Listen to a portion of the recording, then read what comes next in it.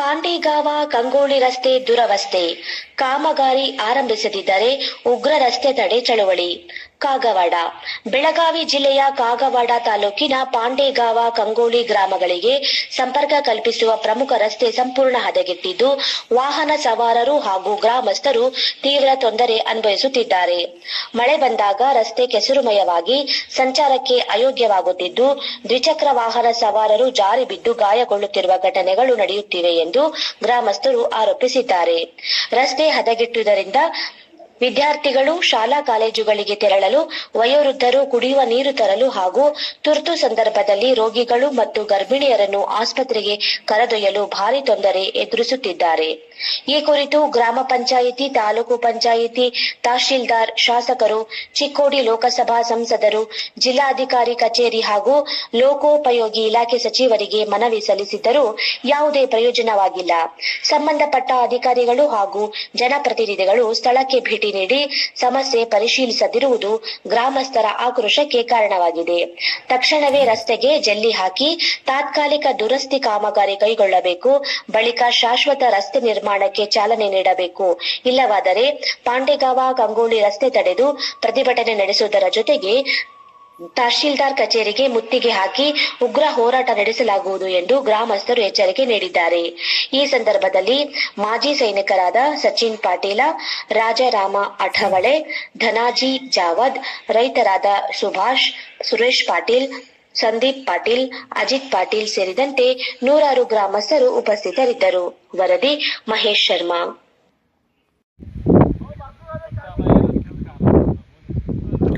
Sir, ಇಲ್ಲಿ ಏನಾಗ್ತಾ ಇದೆ ರೀ? ಇದು ರೋಡ ಎಲ್ಲಿಗೆ ಹೋಗ್ತಿದ್ರಿ? ಇದು ಪಾಂಡೇಗಾಂವ್ ಟು ಸಲಗರ್ ಹೋಗ್ತಿದ್ರಿ.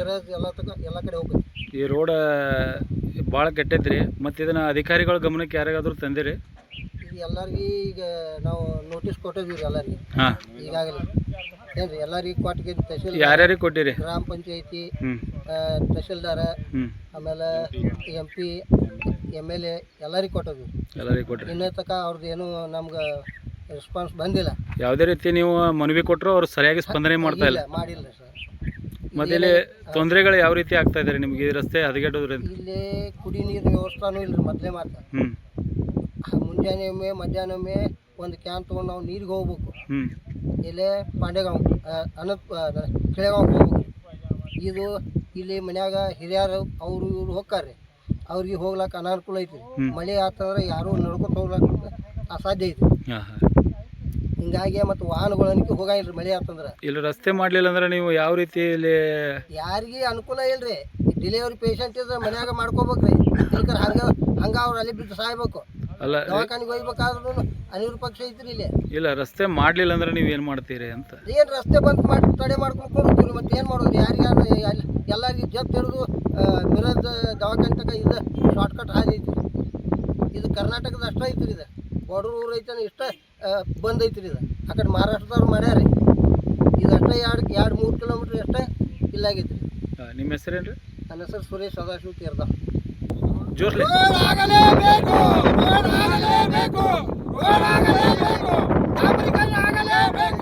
ಕುಡಿ ನೀರಿನ ಸವಲತ್ತು ಆಗಲೇಬೇಕು.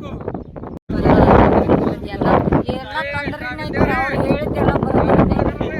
ಯಾನೋ ಇದು ಆಡತ್ರಿ ಎಲ್ಲ ನೀರಿಗೆ ನಮ್ಮ ಯಾನು ಸಂತಿಗೆ ಹೋಗ್ಲಕ್ರಿ, ಊರ ಕಡೆ ಹೋಗ್ಲಕ್ರಿ.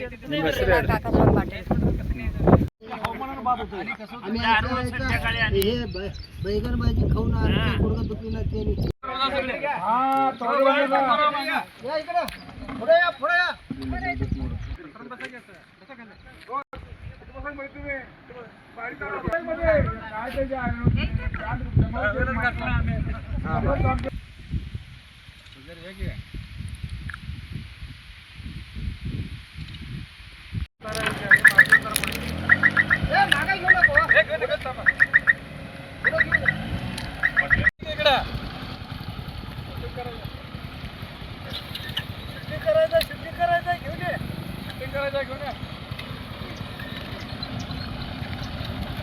शूटिंग करायचं रे पहिलाच.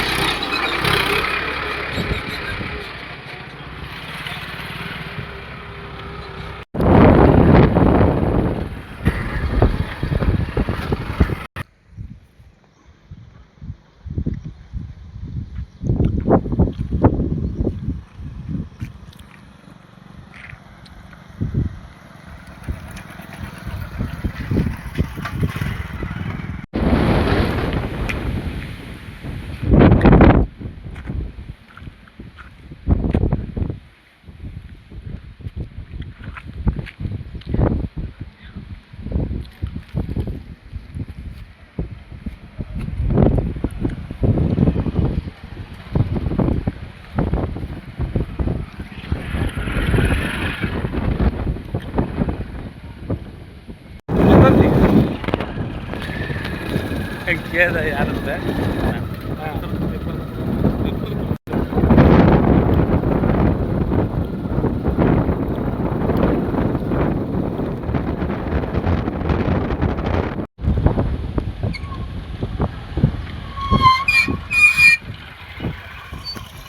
जाओ जाओ.